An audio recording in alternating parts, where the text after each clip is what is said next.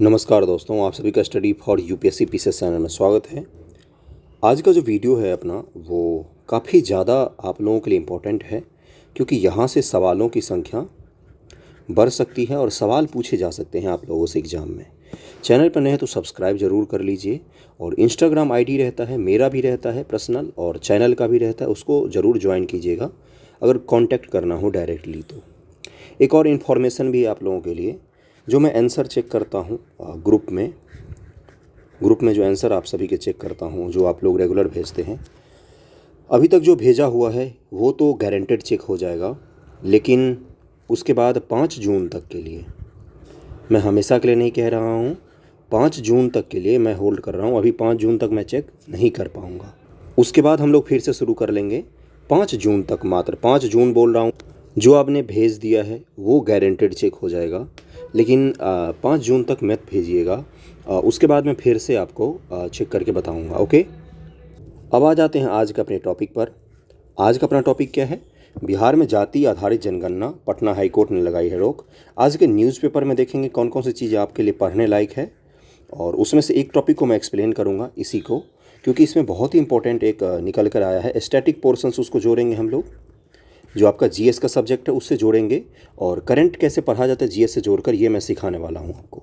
दूसरा important topic है, इसको हम लोग अगले वीडियो में डिस्कस कर लेंगे। मणिपुर में सेना तैनात किया गया है, इसलिए किया गया है क्योंकि वहाँ पर वायलेंस बहुत ही ज़्यादा हो रहा था।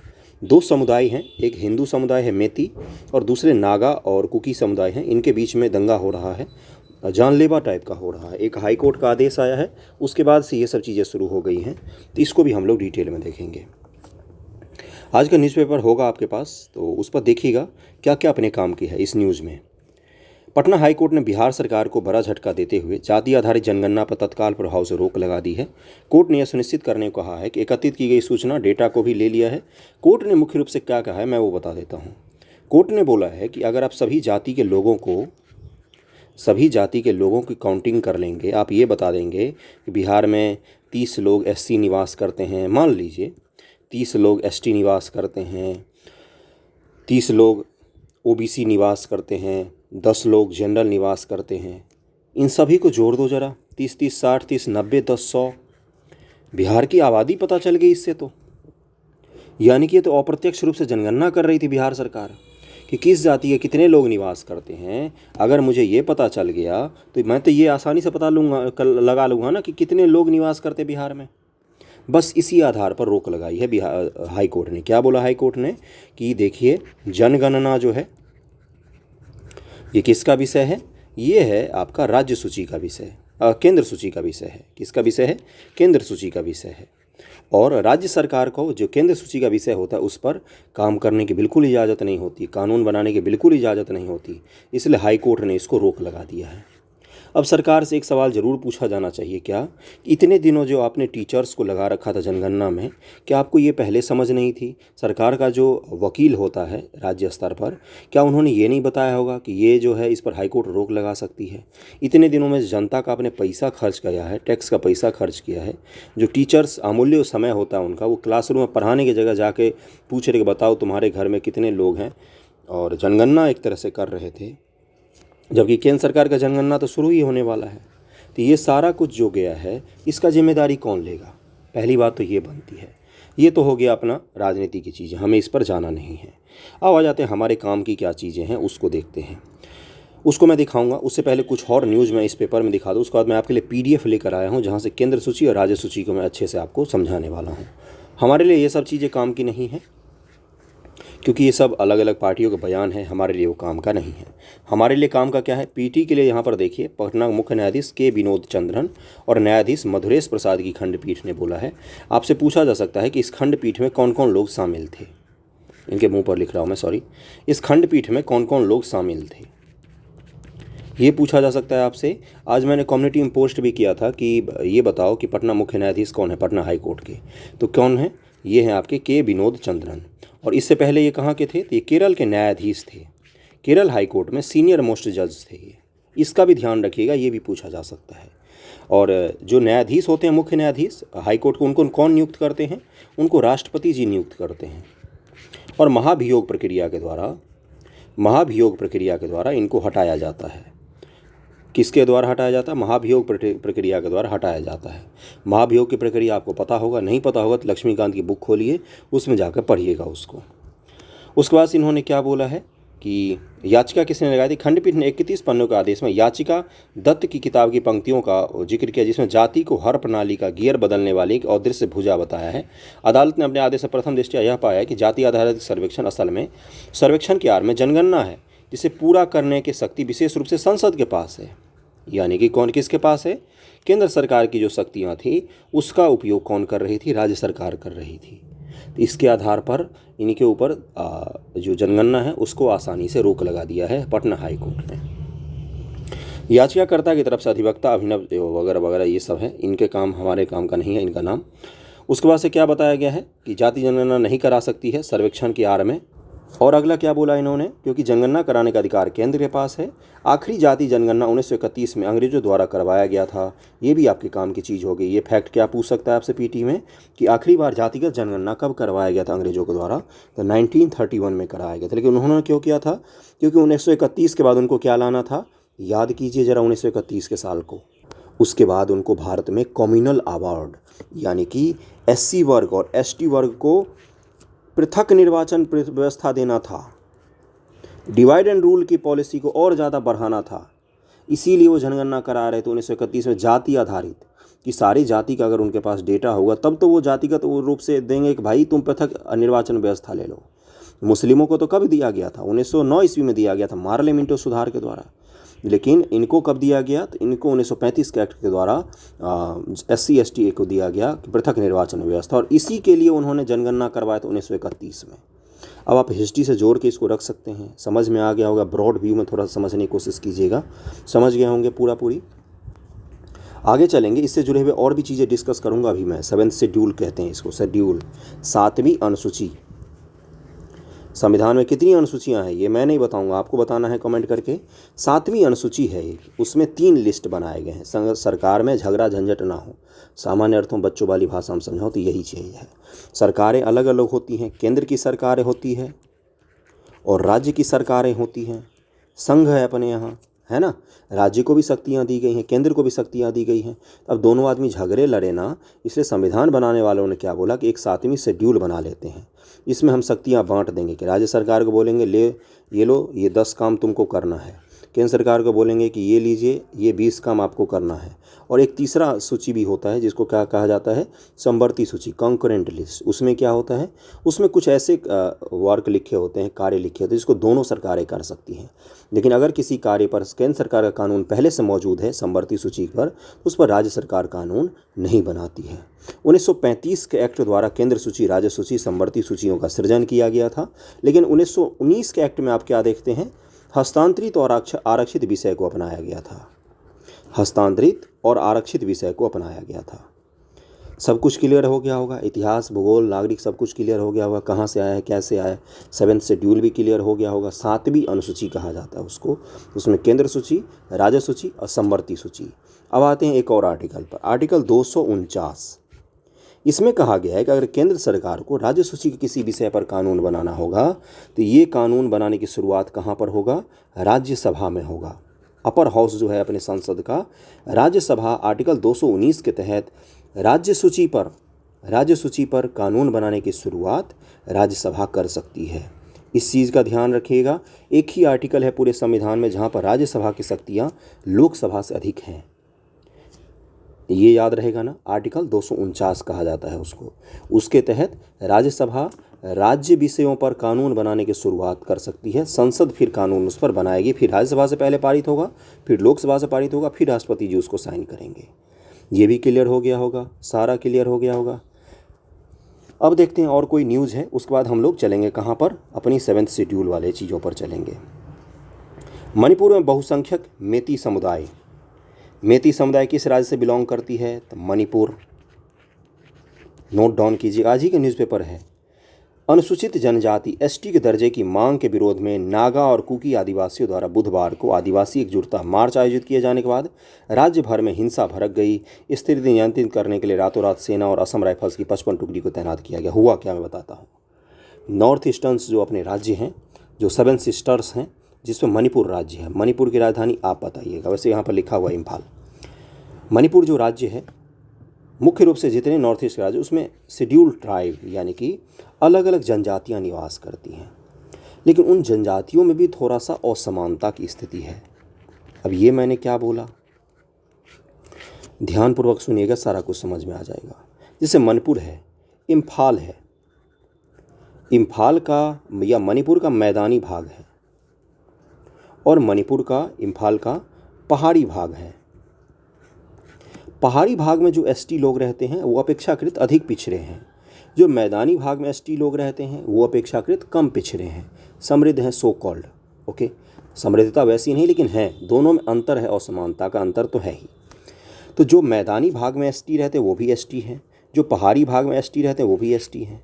अभी हाई कोर्ट ने फैसला दिया है कि मैती समुदाय को एसटी का दर्जा हम देंगे। मैती समुदाय को, मैती जो समुदाय होते हैं उनके कौन से धर्म को पालन करते, इस पर भी हम लोग आएंगे क्योंकि वहाँ से जुड़े हुए सवाल भी पूछे जाते हैं।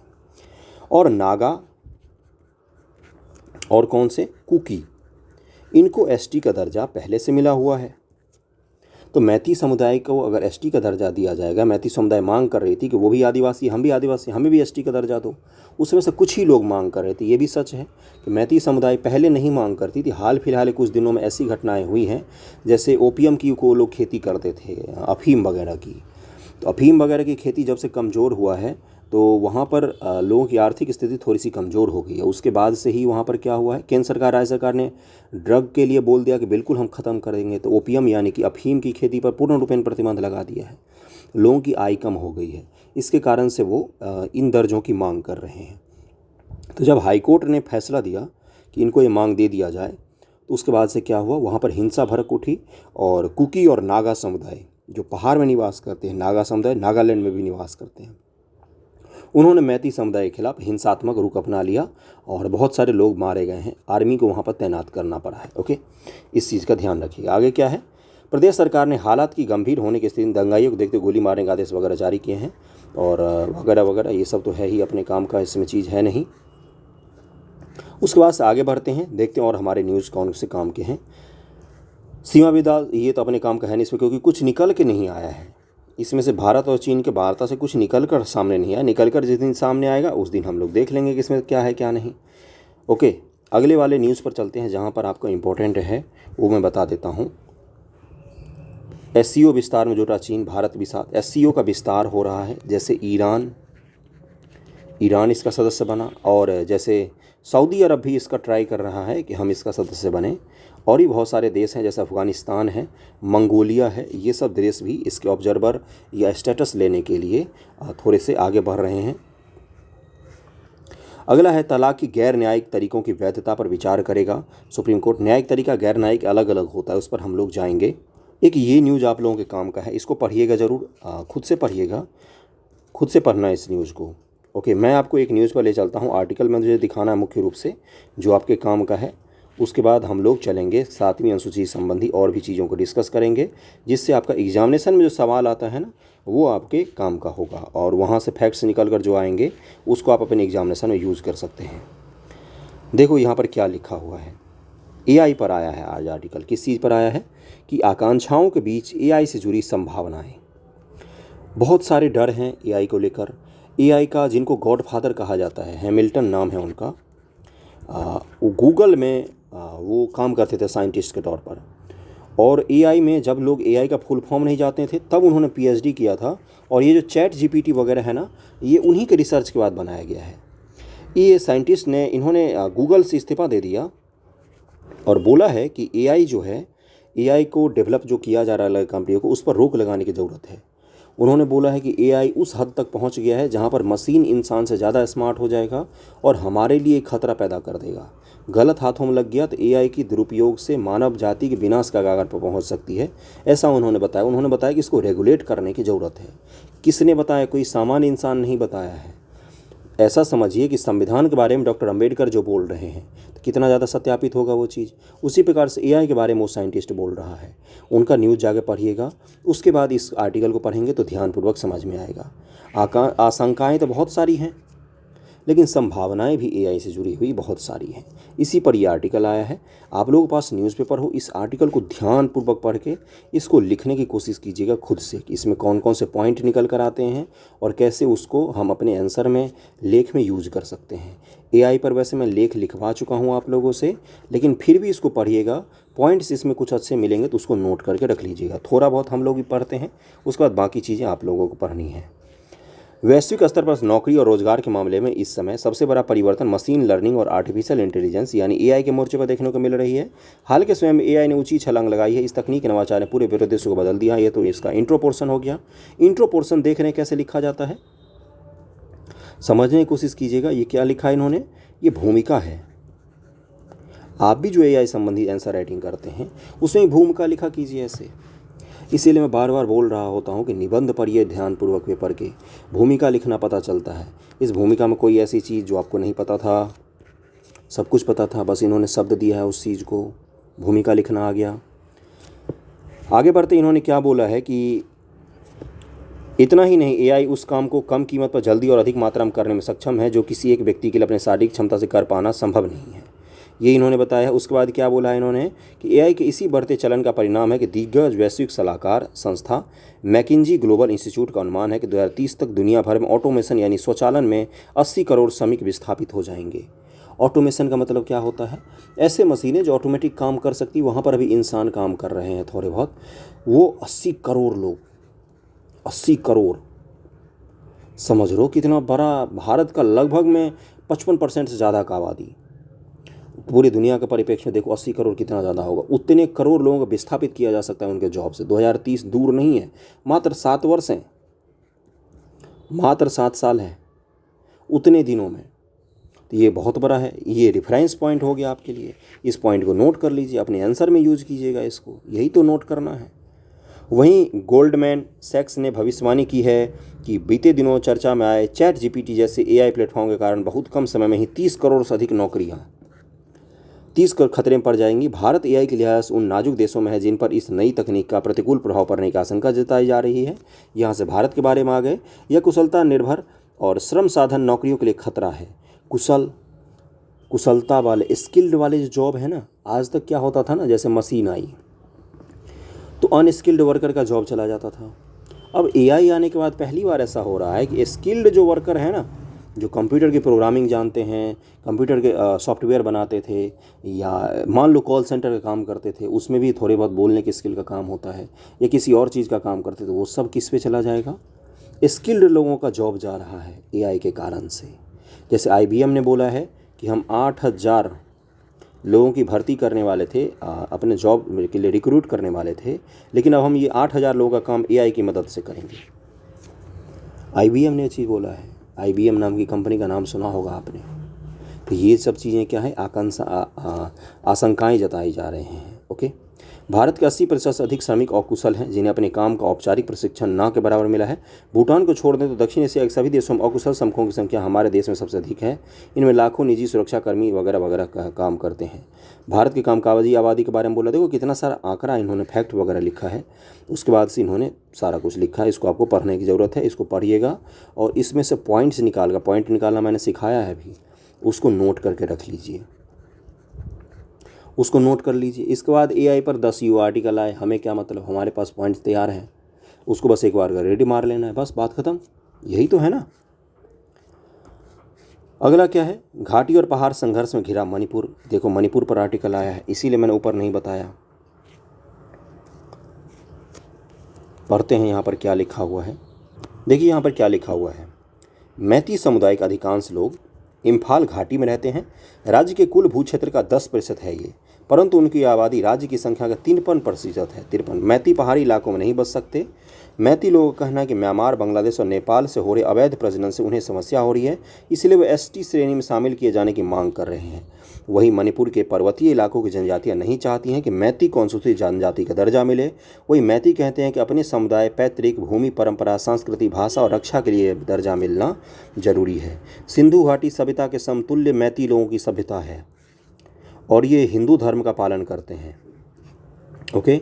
अब बाकी जो नागा और कुकी हैं वो ईसाई बहुल धर्म हैं। तो ये कई बार जनजातियों के उनके धार्मिक रूप से उनका क्या विश्वास है इससे जुड़े हुए एमसीक्यू में पूछे गए हैं सवाल।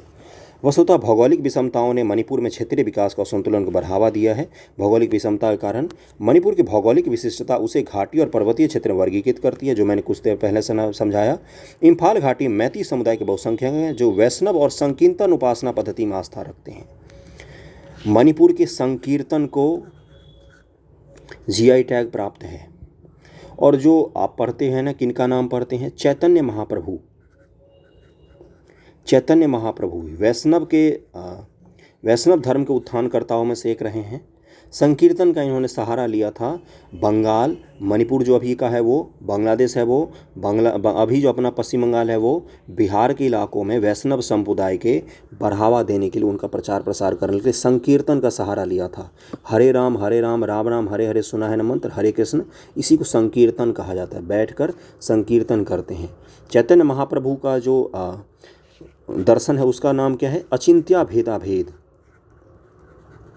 अचिंत्य भेदाभेद। ध्यान में रखिएगा, एक चीज़ से इतना कुछ जोड़ रहा हूँ, बीपीएससी के लिए कोई टीचर नहीं जोड़ता, मैं जानता हूँ। ओके। अचिंत्य भेदाभेद नाम है इनके दर्शन का, चैतन्य महाप्रभु जी के दर्शन का। और इनके भक्ति आंदोलन की सबसे बड़ी खासियत क्या रही, संकीर्तन से इतना कुछ निकल के आया है चैतन्य महाप्रभु का, कि इन्होंने मुस्लिम, हिंदू, जनजाति, एससी, एसटी, इन सब में कोई भेदभाव नहीं किया।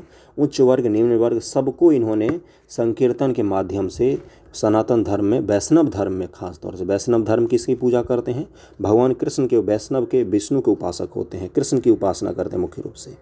तो उस संप्रदाय से इन्होंने जोड़ा था चैतन्य महाप्रभु ने। संकीर्तन पता चल गया कहाँ से उठकर आया है, मणिपुर में इसको बहुत ज़्यादा फेमस है। मणिपुर का संकीर्तन को यूनेस्को के धरोहर में शायद शामिल किया गया है, कन्फर्म एक बार मुझे कर दीजिएगा। तो इसका ध्यान में रखना है इस चीज़ को। वैष्णव संप्रदाय के पालक हैं कौन लोग, मैती लोग, और नागा और कुकी लोग हैं जो ईसाई धर्म है उसके पालक हैं। और दोनों में अभी संघर्ष हो रहा है। संघर्ष धर्म को लेकर नहीं हो रहा है, इस चीज़ का ध्यान रखिएगा। संघर्ष हो रहा है अधिकार को लेकर, और असमानता के कारण संघर्ष अधिक हो रहा है। मैती समुदाय के लोग संघर्ष, उनकी आबादी सबसे ज़्यादा है। वो बोल रहे हैं कि बांग्लादेश से, बाकी जगहों से जो अल्पसंख्यक बाहर के लोग जो आ रहे हैं, उनके कारण हमारे संसाधन पर दबाव बढ़ रहा है और हमें राज्य में रहने में दिक्कत हो रही है, हमें एसटी का दर्जा चाहिए। पूरा कहानी आपके मन में क्लियर हो गया होगा क्या है क्या नहीं। ओके, अब चलते हैं 7th शेड्यूल के बारे में थोड़ा सा देख लेते हैं। और इस आर्टिकल को ध्यानपूर्वक पढ़िएगा पूरा का पूरा, और उसमें से पॉइंट निकाल कर रख लीजिएगा। आपसे पूछा जा सकता है कि नॉर्थ ईस्टर्न राज्य में जो आए दिन संघर्ष होते रहते, उसमें कौन कौन से कारण हैं। तो आप जब ये बताएंगे ना कि जनजातियों के आपस में संघर्ष भी होते हैं, तो आपसी संघर्ष का कारण में आप इसको लिख सकते हैं। या मणिपुर के बारे में ही पूछा जा सकता है आप लोग, या अलग अलग जनजातियों के बारे में भी पूछा जा सकता है। अब चलते हैं अपने अगले टॉपिक पर। ओके, और आप लोगों को अगर वीडियो देखना हो GS1, GS2, इंटरनेशनल रिलेशन, निबंध, तो इन सब का प्लेलिस्ट है अलग अलग, और उनको जाकर देखिएगा, आपको मिल जाएगा सारा कुछ। और ये कल का न्यूज़ है, ये तो पता ही है। अपने काम का कौन सा चीज़ है, 15वें वित्त आयोग के अध्यक्ष NK सिंह ने कहा था कि स्वास्थ्य को समवर्ती सूची में स्थानांतरित किया जाना चाहिए। अभी स्वास्थ्य जो है ये राज्य विषय का है, राज्य की सूची में शामिल है। इससे राज्य सरकार जो है इनकी संपत्ति पर जोर पड़ता है, राज्य सरकारों को अधिक खर्च करना पड़ता है। जबकि अगर समवर्ती सूची में जाएगा तो केंद्र सरकार की जिम्मेदारी जो है उसमें वृद्धि होगी, केंद्र सरकार को अधिक खर्च करना पड़ सकता है, और करना भी चाहिए। स्वास्थ्य का क्षेत्र जो होता है वो जनता की भलाई के लिए मुख्य रूप से होता है, तो उसमें खर्च करना चाहिए। NK सिंह जी ने बोला था, 15वें वित्त आयोग का रेफरेंस देकर इस आंसर को लिखिएगा, जब भी लिखेगा आपको अधिक अंक मिलेंगे। ओके, केंद्र की जिम्मेदारी में वृद्धि होगी, इससे अधिनियमों का युक्तिकरण और सरल हो जाएगा, केंद्र की विशेषज्ञता मिलेगी। केंद्र के पास बड़े डॉक्टरों की टीम है, बड़े बड़े अस्पताल हैं, और उसके पास विशेषज्ञता है, स्वास्थ्य ढांचा को संभालने का शक्ति भी है, पावर भी है, पैसा भी है, सब कुछ है, तो स्वास्थ्य को देना चाहिए। ये मुद्दा उठा था जब वित्त आयोग ने बोला था कि स्वास्थ्य को समवर्ती सूची में डाल देना चाहिए। ये तो कल का दिखा ही दिया था, मैंने ग्रुप में भेज दिया था मैंने इसको। बाकी देख सकते हैं 7वीं अनुसूची में कितने विषय हैं, फिलहाल 97 हैं, 98 विषय हैं। ये मैच करने के लिए कई बार दे देता है, इधर दे देगा राज्य सूची, केंद्र सूची, समवर्ती सूची, और उसके सामने विषय लिख देगा कौन कौन से सही है। इसको मैच करने का मैं एक ट्रिक बता देता हूँ। हमेशा केंद्र सूची में सबसे ज़्यादा विषय होगा, इस चीज़ का ध्यान रखिएगा। फिर राज्य सूची का विषय होगा, फिर समवर्ती सूची का नंबर आएगा। तो केंद्र सूची में सबसे ज़्यादा विषय रहेगा, याद मत कीजिए, जो सबसे ज़्यादा अंक है तीनों में वो केंद्र सूची का विषय होगा। मार दीजिए, आंसर सही हो जाएगा। एमसीक्यू में पूछे जाते हैं, एमसीक्यू में, इसलिए मैं बता रहा हूँ। ओके, बाकी और तो कुछ है नहीं। हाँ, 42वें संविधान संशोधन के द्वारा इसमें संशोधन भी किया गया था। जब इंदिरा गांधी जी प्रधानमंत्री थी 1976 ईस्वी में, शिक्षा, वन, नापतौल, वन्य जीवन, पक्षियों का संरक्षण, न्याय का प्रशासन, इन सब को राज्य सूची से उठाकर समवर्ती सूची में डाला गया था। इस चीज़ का में ध्यान रखिएगा, पूछा जा सकता है कि 42वें संविधान संशोधन के द्वारा किन चीज़ों को राज्य सूची से समवर्ती सूची में डाला गया था। तो यहाँ से आप बता सकते हैं कि 5 विषय थे मूल रूप से: शिक्षा, वन, नापतौल, वन्य जीवन, पक्षियों का संरक्षण, न्याय का प्रशासन। क्लियर हो गया होगा, सारा कुछ क्लियर हो गया होगा। बाकी चीज़ों मैं समझा चुका हूँ। वीडियो कैसा लगा है ज़रूर बताइएगा। न्यूज़पेपर में जो जो चीज़ मैंने दिखाया है उसको भी पढ़िएगा, अच्छे से पढ़िएगा, उसको समझने की कोशिश कीजिएगा। और कॉपी अब चेक होगा आपका 5 जून के बाद। बाकी जो कॉपी ग्रुप में है वो मैं अभी चेक कर दूँगा। थैंक यू सो मच आप सभी का।